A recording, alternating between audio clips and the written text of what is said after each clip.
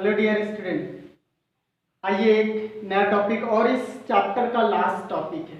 और ये जानना बहुत इंपॉर्टेंट है। अगर पिछला वीडियो आप लोगों ने देखा है तो ये जब देखेंगे तो आपको लगेगा कि आपने बहुत सारी चीज़ों को जान लिया है। तो डेफिनेटली स्टोइशियोमेट्री से रिलेटेड कोई कंफ्यूजन आपकी लाइफ में रहेगा ही नहीं। और स्टोइशियोमेट्री जो वर्ड है उससे घबराने की कोई ज़रूरत नहीं है। मैंने आधा आधा डिस्क्राइब कर दिया और इसका जो रिमेनिंग पार्ट है इसको जब देखेंगे तो everything will be clear. Okay, सब कुछ आपका क्लियर हो जाएगा। ओके, आइए समझने की कोशिश करते हैं। अब हम सिंपल कैलकुलेशन की बात करेंगे। सिंपल कैलकुलेशन की बात कैसे करते हैं किसी रिएक्शन से इजीली। जब इसमें हम सिंपल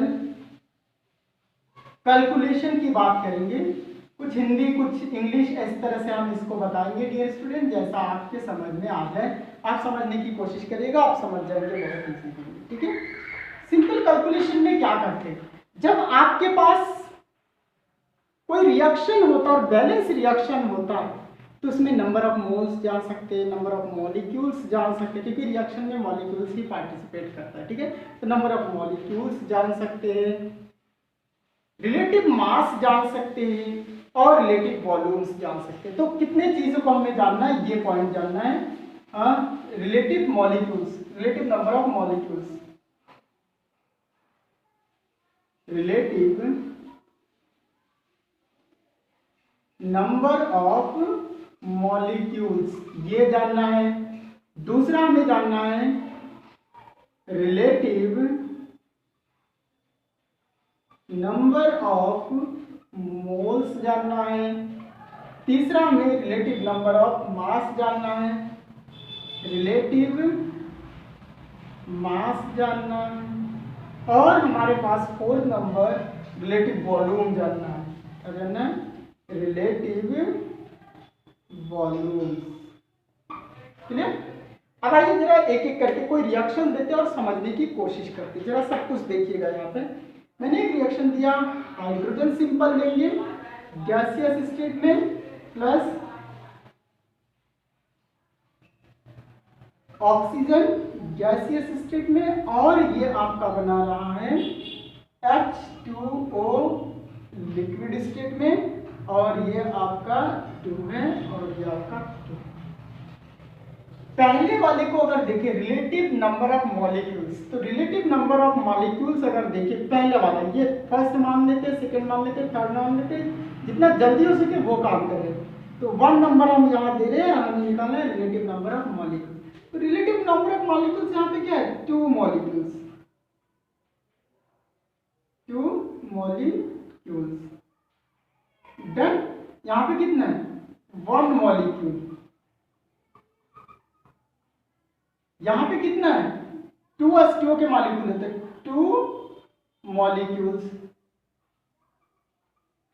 हो गया रिलेटिव नंबर ऑफ मॉलिक्यूल्स। यानी 2 हाइड्रोजन मॉलिक्यूल जब एक ऑक्सीजन मॉलिक्यूल के साथ में रिएक्शन करता है तो जल के 2 मॉलिक्यूल्स बनाता है, वाटर के 2 मॉलिक्यूल्स बनाता है। हो गया, ये सिंपल कैलकुलेशन आपने किया। सब स्टोइशियोमेट्री, जो सिंपल कैलकुलेशन आपने किया यही हमारा क्या है? स्टोइशियोमेट्री है। ओके डियर स्टूडेंट, दूसरा हमारे पास क्या है? Relative number of moles. Relative number of moles क्या होता है? यही जो इसके 2 लिखे, ये 2 मोल हो गया, 2 मोल। ओके, अब मोल लिख देते कहीं ये चीज। ठीक, यहाँ पे कितने? 1 मोल, और यहाँ पे कितने? 2 मोल। ऊपर मॉलिक्यूल से अणु है और यहाँ पे क्या है? मोल है। और आपको पता है 1 मोल इज इक्वल टू कितना होता है? 6.022 इंटू 10⁻23 पार्टिकल्स। इसका मतलब उसको 2 से मल्टीपल कर देना। इसका मतलब इसको लिख सकते 2n, इसको लिख सकते 1n, इसको लिख सकते 2n, और यहाँ पे 2 से इस अवगाद्रो नंबर से मल्टीपल कर दीजिए, सबकी संख्या आपको निकल आएगा। ठीक, ओके, वेरी गुड। ये दूसरा पॉइंट था। तीसरा पॉइंट रिलेटिव मास निकालना है। तो रिलेटिव मास निकालने के लिए क्या करेंगे? रिलेटिव मास निकालने के लिए आपको पता आना चाहिए कि हाइड्रोजन का कितना होता है। एक हाइड्रोजन का कितना होता है? 1.008, यही तो होता है। और 008 को अगर इसको हम 4 से मल्टीपल करेंगे, क्योंकि 2 2 4 एटम है, तो 4 इट्स 32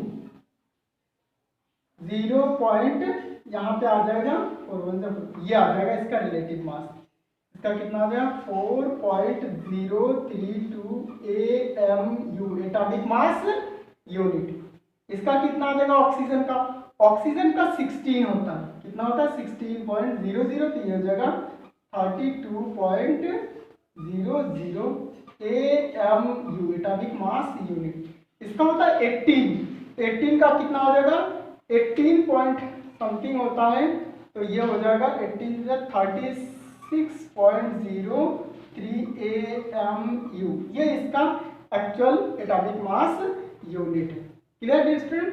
अब इसको ग्राम में करना है, इसी चीज को एटॉमिक मास यूनिट को ग्राम में करना है, तो कितना हो जाएगा 4.032 ग्राम हो गया, 32 ग्राम हो गया और इसका 36.03 ग्राम हो गया। आगे एक चीज निकाल दिया, एक चीज और बचा हुआ है, वॉल्यूम बचा हुआ है। तो वॉल्यूम हम क्या करेंगे, इसी से वॉल्यूम निकाल लेते हैं। ठीक, ओके। वॉल्यूम निकालने के लिए हमें पता है कि यहाँ पे 2 मोल है, ठीक, और 1 मोल इज इक्वल टू आपके पास तक 22.4 लीटर, किसके बराबर होता है 2.2। तो अगर 2 से मल्टीपल कर देंगे यहाँ पे, तो 2 इंटू कितना हो जाएगा 22.4 इज इक्वल टू ये क्या इतना हो जाएगा 8.44 लीटर, यानी 44 पॉइंट।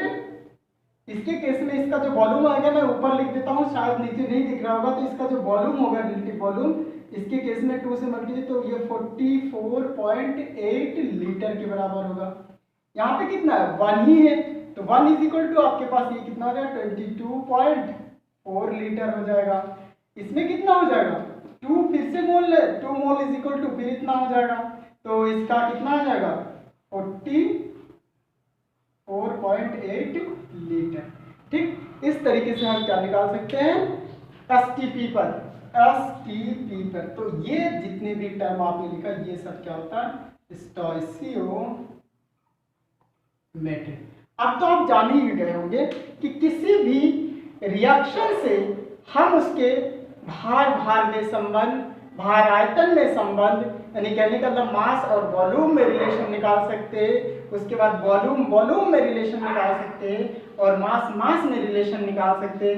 ये हमारे पास इतने डेटा दे रखा है जो काफी इंटरेस्टिंग है। ओके स्टूडेंट, अगर इतना समझ में आ गया तो इसके बाद का जो टॉपिक हम लोग स्टडी करेंगे तो हो सकता है मैं इसमें 2-4 न्यूमेरिकल लेकर के आऊँ, लेकिन अगर इससे रिलेटेड कोई कंफ्यूजिंग होगी तो कमेंट्स बॉक्स में जरूर लिखिएगा। Okay, thank you, all the best.